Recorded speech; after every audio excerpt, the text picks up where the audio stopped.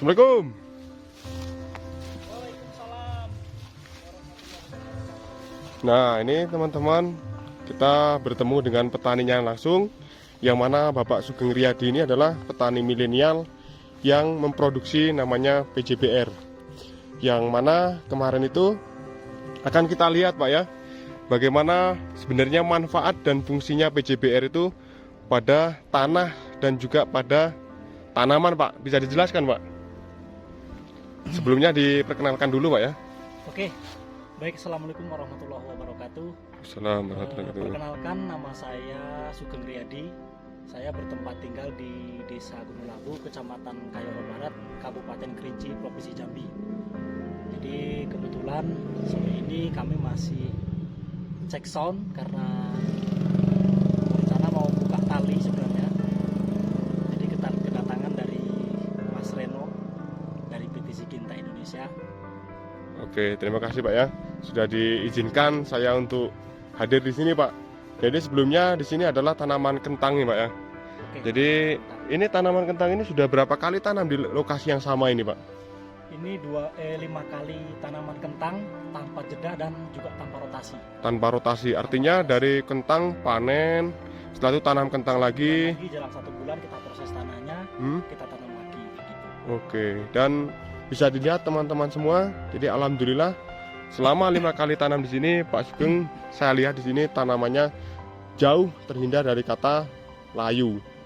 Jadi strategi seperti apa yang Bapak Sugeng terapkan dan bagaimana teknis cara aplikasi penggunaan PJBR nanti akan kita bahas. Namun terlebih dahulu nanti akan kita lihat Pak ya, hasil dari kentang ini seperti apa. Kalau boleh tahu ini varietasnya apa Pak? Ini varietasnya Granola L. Ya, Ini lokal kerinci. lokal kerinci Pak ya. Kerinci. Lokal kerinci. Jadi maksud dari lokal kerinci ini bagaimana Pak? Karena kami bikin sendiri tuh dari ketul jaringan, terutama dari planet. Jadi kita keluarkan di sini, jadi kategorinya itu bisa kategori lokal kerinci gitu. Jadi ibarat bayi ketika dia itu lahirnya di maksudnya dia itu mungkin di wilayah lain, terus dibawa ke sini dia lahir, itu namanya kan berarti lahirnya di Kerinci. Sama dengan tanaman kentang juga kayak gitu. Jadi planetnya dulu kita ambil di luar dari Kabupaten Kerinci waktu itu. Nah sekarang kita lahirkan dia di sini. Jadi namanya lokal Kerinci kayak gitu. Lokal kerinci. Lokal Kerinci. Ya, jadi perbedaan dan keunggulannya seperti apa biasanya Pak?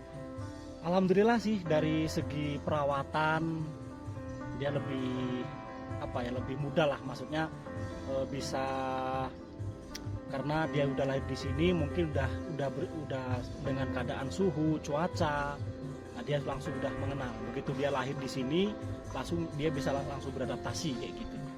Lebih mudah lah dari segi perawatan. Oke Pak, nanti akan kita lihat Pak ya hasilnya seperti apa untuk yang hasil dari kentang lokal kerinci ini Pak ya. Nah seperti itu. Jadi kembali ke tema awal kita Pak. Jadi sebenarnya yang PJBR Pak ya. Ya. Oh ya Pak Sugeng Pak. Jadi di sini ada apa ini Pak di dalam ember ini Pak? Ini yang namanya racikan yang namanya PGPR. PGPR. PGBR. Itu artinya apa Pak sebenarnya? PGPR itu kalau bahasa Inggrisnya itu adalah Plants Grow Promoting Rhizobactery. Jadi kalau diartikan dari bahasa Indonesia adalah bakteri pemacu pertumbuhan tanaman. Ya. Di situ. Jadi untuk manfaatnya seperti yang di tema kita, itu yang pertama manfaat ke tanahnya bagaimana ini Pak ya? Ini kalau untuk tanah, karena dia itu salah satu mengandung salah satu bakteri baik kayak gitu. Jadi dalam untuk manfaat dari PJBR itu sendiri, dia itu sebagai salah satu kan tadi di awal sebagai bakteri pemacu pertumbuhan tanaman. Jadi di sisi lain dia melindungi bakteri dari bakteri jahat. Nah di situ dia juga sebagai pemacu pertumbuhan tanaman, karena dia juga bisa mengurai unsur fosfat kembali, penguraian unsur fosfat kembali di situ. Jadi sisi lain dia itu sebagai pelindung serangan bakteri ataupun yang disering mungkin di sini terkenal yang namanya penyakit layu.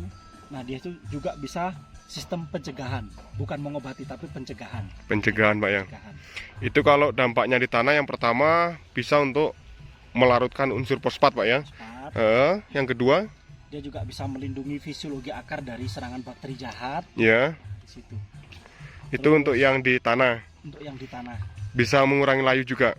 Alhamdulillah sampai sekarang ini ya ada, cuman tingkatnya itu masih tinggal berapa persen kayak gitu. Oh ya, itu untuk ke tanah Pak ya. Ke tanah. Kalau ke tanaman sendiri ada efeknya nggak Pak sebenarnya untuk penggunaan PJBR ini sendiri? Memang kalau untuk rekomendasi dia itu memang dari awal, maksudnya dari awal ini setelah kita membuat bedengan biasanya kita semprot karena di situ sebagai kita semprotkan ke tanah karena salah satu tujuannya tadi adalah sebagai pengurai unsur fosfat. Yeah. Nah, di situ. Dan kedua kali ketika kita melakukan pengocoran, nah itu nanti efeknya di yang bisa berfungsinya tadi di pas ada tanamannya. Jadi di situ langsung bisa ketika kita kocorkan dia itu melindungi fisiologi akar dari serangan bakteri, pencegahan terhadap serangan layu itu tadi. Iya, artinya setelah aplikasi di tanah bisa, pada saat nanti tanaman kentang itu sudah tumbuh, bisa kita aplikasikan Pak ya? Iya, lewat kocor. Lewat kocor. Dan pada saat aplikasi ini sebaiknya ditunggal ataupun dicampur dengan pupuk-pupuk kimia ataupun lain sebagainya Pak. Biasanya kalau untuk pengocoran kan orang menggunakan pupuk kan? Iya. Ini kok menggunakan sejenis ini PJBR ini gitu kan. Oke, kalau masalah PJBR ini memang dia itu tidak bisa bersentuhan dengan kimia kayak gitu. Jadi misalnya kita mau kocor penggunaan dengan PJBR dan di mix dengan pupuk itu memang nggak bisa karena di PJBR-nya adalah salah satu mikroba. Yeah. Kalau mikroba itu tersentuh dengan kimia, otomatis mikroba yang ada di dalam PJBR itu akan mati. Jadi sistemnya kita tunggal, kita campurkan dengan yang ada di larutan botol aqua kayak gini. Nah, di sini ini ada yang namanya humid acid, ada yang namanya fulvit acid, ada potasium juga asam amino. Asam amino Pak. Di situ. Jadi di sini pun sudah saya masukkan ada kandungan bakteri, namanya bakteri Rhizobium, Geobacillus dan Streptomyces. Dan ada trichodermanya juga. Sekalian kita gabung di sini. Berarti udah lengkap sekali Pak ya? Insya Allah lengkap. Jadi makanya kita gabungkan dengan PJBR untuk sistem penyemprotan pada lahan. Setelah itu nanti ketika umur kentang sekitar biasanya saya sering kocorkan itu di umur 23 hari. 23 hari kami kocorkan ini lagi. Jadi itu tidak untuk digabung dengan pupuk. Artinya tunggal. Artinya tunggal. Kalau yang ini bisa kita gabungkan dengan pupuk, tapi kalau PJBR itu nggak bisa. Yang PJBR sendiri. Ada sejenis mikroba yang ada di dalam PJBR itu sendiri. Jadi ini sudah ada trichodermanya Pak yang? Ada. Trichoderma. Ada trichodermanya untuk bakterinya mungkin cukup lah. Kalau untuk bakteri ada Rhizobium, ada Geobacillus, ada Streptomyces, itu semuanya ada di sini. Ada semua Pak di sini. Semua. Ya, mungkin petani-petani banyak yang istilahnya sulit Pak untuk mendapatkan salah satu unsur-unsur ini untuk menggabungkan itu kan. Nah ini mungkin buat yang teman-teman ataupun petani-petani yang di Kayu Haro ataupun yang di mana berada, nanti seandainya istilahnya pingin langsung praktisnya ataupun aplikasi, bisa hubungin beliau Bapak Sugeng Riyadi. Nanti akan saya tuliskan nomor HP-nya.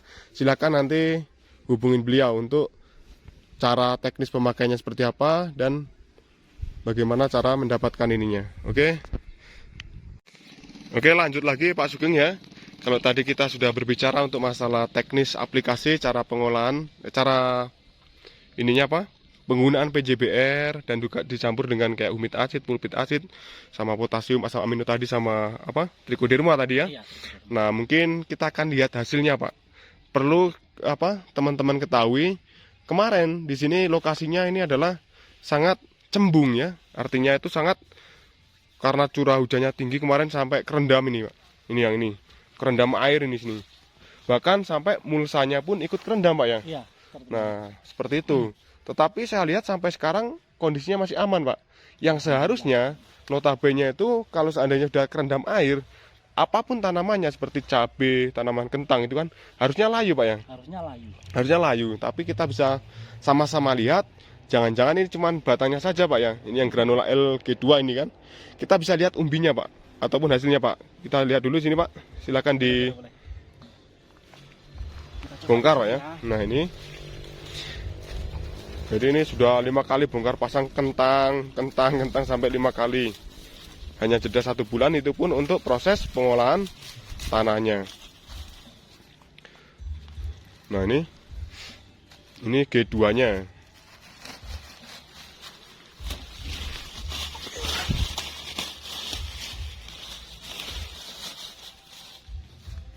Bismillah, kita buka. Oke, sip. Nah, ini sudah kelihatan hasilnya seperti ini. Mungkin dicabut aja nggak apa-apa, Pak? Cabut aja. Oh, tunggu di apa? Di masih nempel sama akarnya nggak gitu kan? Iya. Jangan nanti apa ya? Dimasukin kan gitu. Jadi ini real, kita akan cabut, masih menempel ke akarnya ya. Nah, ini kita bisa lihat teman-teman. Jadi di sini tujuannya kita bukan mengajari ataupun menggurui, bukan, tetapi hanya sharing-sharing dan berbagi pengalaman ya. Nah, ini cabut aja, Pak. Boleh? Oke. Nah, ini bisa dilihat seperti inilah hasilnya. Walaupun sudah 5 kali aplikasi, ini kalau saya lihat ini berapa ini ya? Mungkin hampir, kalau prediksi mungkin 3 kiloan ya Mas. 3 sampai ya 3 kiloan lebih lah ini menurut saya kan. Ini ukurannya saya sama tangan seperti ini kan. Nah, ini bandingannya seperti ini. Oke, ini satu rumpun ya. Kita akan lihat rumpun selanjutnya.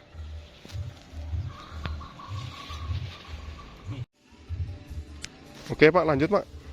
Dibuka lagi. Ini yang terendam ya, yang terendam. Yang harusnya layu ini kan. Kita akan lihat juga hasilnya seperti apa. Ini kemarin untuk teknis pencegahannya, untuk cara penyemprotan aplikasi pestisidanya, kemarin menggunakan botol biru ataupun dari PT Singinta Indonesia, Pak ya. Iya. Mungkin ada di YouTube saya yang kemarin saya buat di yang Mirapis. Nah, inilah kentangnya, sekarang kita akan lihat hasilnya. Nah, seperti ini.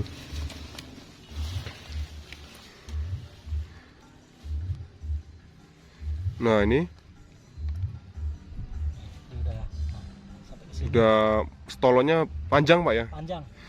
Jadi idealnya kalau pembuatan bedengan dengan menggunakan bibit yang seperti ini berapa Pak? Kalau biasanya sih saya pakai mulsa yang ukuran 60, lubang 1. Ya. Terus jarak tanamnya itu adalah 35. 35 jarak tanam antara lubang ke lubang itu 35. 35 ya. Itu bidangnya 60 ya. Bidangnya 60. Oke, kita akan lihat di sini ya. Nah, ini sampai ke sini dia. Mana ini? Jauh ya apanya? Akarnya jauh nih. Oke. Mungkin cabut aja. Cabut aja Pak, nggak apa-apa. Nah, ini kita bisa lihat. Nah, ini seandainya mau jadi bibit lagi kayaknya susah ya Pak ya. Susah ini cari bibitnya. Karena ini kategorinya top. Nih.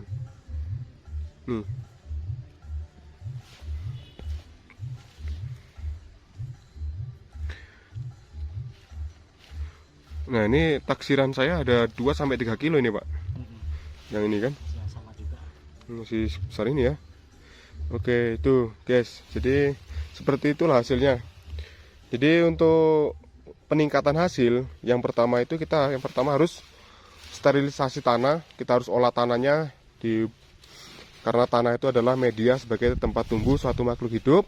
Lalu yang kedua, gunakan bibit yang berkualitas. Jarak tanam juga berpengaruh Pak ya. Sangat berpengaruh juga. Jarak berpengaruh. Baru nanti pemupukannya seimbang. Baru gunakan produk-produk pengendalian tanaman yang tepat. Seperti itu. Oke, mungkin itu dulu. Ada pesan-pesan nggak Pak buat petani yang mungkin ingin sama-sama kita sharing ataupun ingin mencapai sukses seperti itu? Oke, kalau hanya sekedar pesan, mungkin di sini saya tidak berniat untuk menggurui. Jadi untuk saat ini dengan keadaan tanah yang mungkin tingkat keracunan kita di tanah kita itu mungkin sudah cukup tinggi, jadi usahakan perbaiki tanah itu dari sekarang. Bukan hanya untuk sekarang aja, mungkin ke depan bisa untuk anak cucu kita. Sayangi tanah kita, perbaiki tanah kita itu dari sekarang. Karena tujuan salah satu pacu produksi itu adalah salah satunya adalah sangat berpengaruh sekali di dalam sistem pengolahan tanah. Kayak gitu. Kalau kita misalnya mau bercocok tanam kentang, usahakan perbaiki tanah dulu, kita proses sebaik mungkin, persiapkan bibit yang unggul, karena petani hanya bisa pacu produksi. Kalau menentukan harga itu otomatis kita nggak bisa. Dengan kenaikan pupuk, kenaikan pestisida yang sekarang ini sangat signifikan sekali. Jadi kita hanya bisa, tujuan kita adalah hanya untuk pacu produksi. Itu mungkin salah satu tujuan kita. Mungkin hanya itu dari saya. Oke, terima kasih Pak Sugeng ya. Sukses selalu buat teman-teman semua. Saya doakan semoga sehat, selalu sukses dalam usaha pertaniannya. Dan saya akhiri, assalamualaikum warahmatullahi wabarakatuh.